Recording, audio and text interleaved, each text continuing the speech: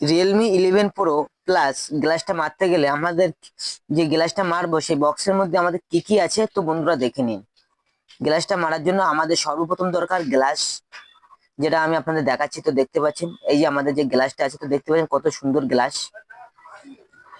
এর পাশাপাশি থাকছে একটা লিকুইড জাতীয় দ্রব্য, যেটা ওর আটা বা লিকুইড বলা হয়। আর পাচ্ছি একটা লাইট, যেটা দিয়ে আমরা ওই যে লিকুইড জাতীয় দ্রব্যটা আমরা যাতে গ্লাসটা আটকে ধরে, সেই জন্যই আমরা আটাটা দেওয়ার পরে লাইটটা দিলে আমার সাথে ধরে নেবে। আর পাচ্ছি একটা কাপড়, যেটা দিয়ে আমরা মোবাইলটা ভালোভাবে পরিষ্কার করে নিতে পারবো।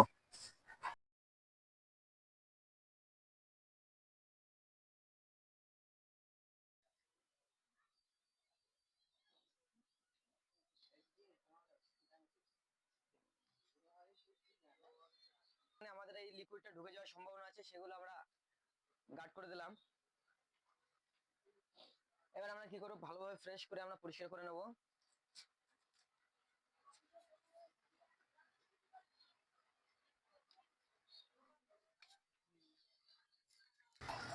তো বন্ধুরা, আপনারা দেখতে পাচ্ছেন যে কত সুন্দর করে আমরা এই মোবাইলটা পরিষ্কার করছি।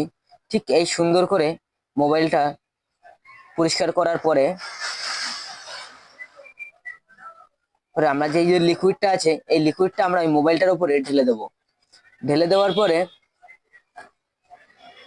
যে গ্লাসটা আছে, এই গ্লাসটা হাতে নেবো। নেওয়ার পরে যে পেছনে একটা জড়ি আছে, জড়িটা তুললাম।